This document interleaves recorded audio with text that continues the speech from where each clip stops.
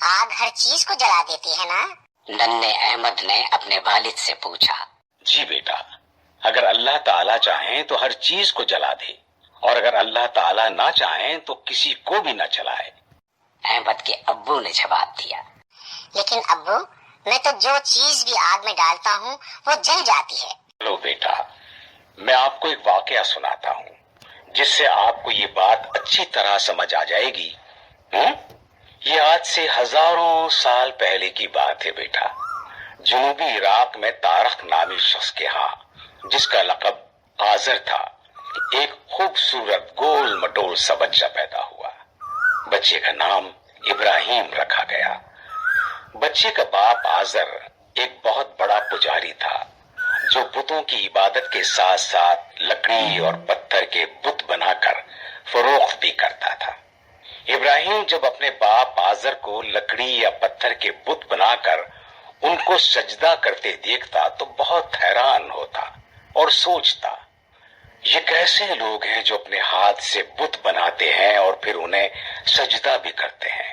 ایک دن ابراہیم نے اپنے والد آذر سے کہا، ابا جان، مجھے یہ بات سمجھ نہیں آتی کہ آپ اپنے ہاتھوں سے پتھر تراش کر بت بناتے ہیں اور جب وہ مکمل ہوتا ہے تو آپ اسے اپنا خدا بنا کر سجدہ کرتے ہیں، جبکہ وہ نہ بولتا ہے، نہ سنتا ہے اور نہ ہی دیکھتا ہے، اور حد تو یہ ہے کہ اگر کوئی مکھی اس کے چہرے پر بیٹھ جائے تو اسے اڑا بھی نہیں سکتا۔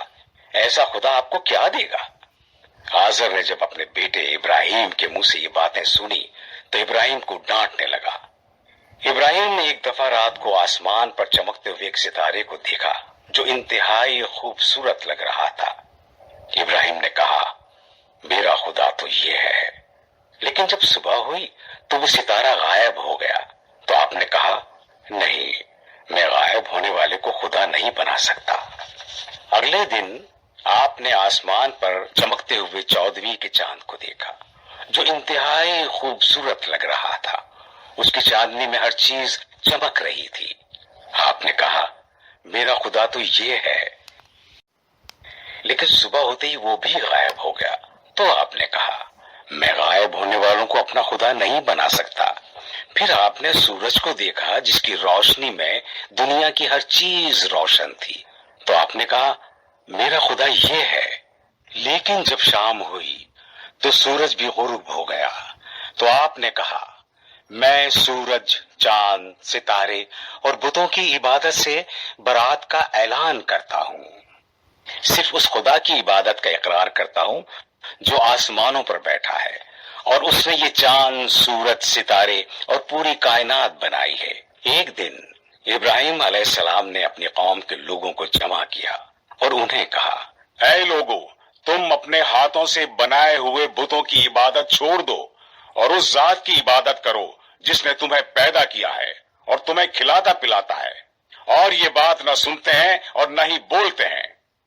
لوگوں نے جب حضرت ابراہیم علیہ السلام کی باتیں سنی تو حضرت ابراہیم علیہ السلام کو برا بھلا کہتے ہوئے چلے گئے۔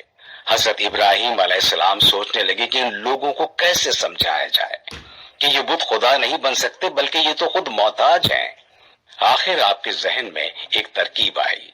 کچھ دنوں کے بعد جب بستی کے سارے لوگ ایک سالانہ میلے میں گئے ہوئے تھے تو حضرت ابراہیم علیہ السلام ایک کلہاڑا لے کر اس عمارت میں گئے جہاں بستی کے لوگوں نے بہت سارے بت رکھے تھے۔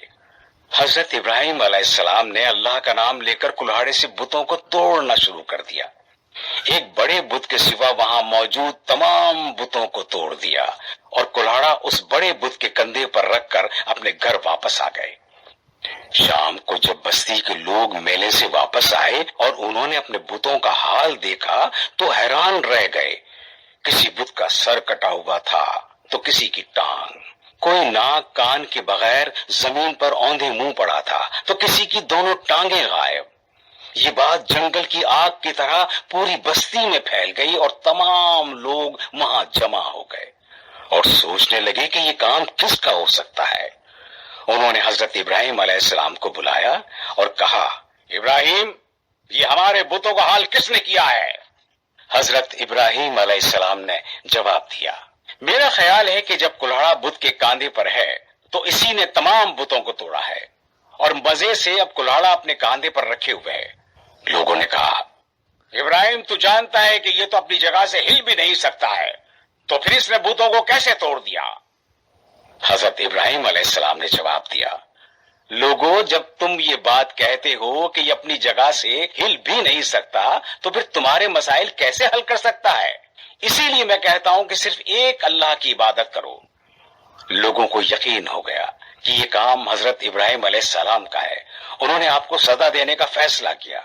اس کے لیے آگ کا ایک بڑا الاؤ جلایا گیا۔ کئی دن تک وہ آگ جلتی رہی۔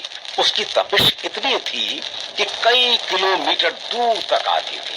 اوپر سے اگر کوئی پرندہ اڑتا ہوا گزرتا تو اس آگ کی تپش سے گر کر مر جاتا۔ جب آگ مکمل روشن ہو گئی تو لوگوں نے حضرت ابراہیم علیہ السلام کو زندہ اس آگ میں ڈال دیا۔ کو حکم دیا، حضرت ابراہیم علیہ السلام کے لیے امن و سلامتی والی ہو جا۔ چنانچہ آگ حضرت ابراہیم علیہ السلام کے لیے سلامتی والی ہو گئی۔ 40 دن بعد جب آگ بجھی تو لوگوں نے دیکھا حضرت ابراہیم علیہ السلام بالکل صحیح سلامت باہر نکل آئے۔ بعد میں حضرت ابراہیم علیہ السلام فرمایا کرتے تھے کہ جیسی مزے کی زندگی میں نے ان 40 دنوں میں گزاری ویسی پھر نصیب نہیں ہوئی۔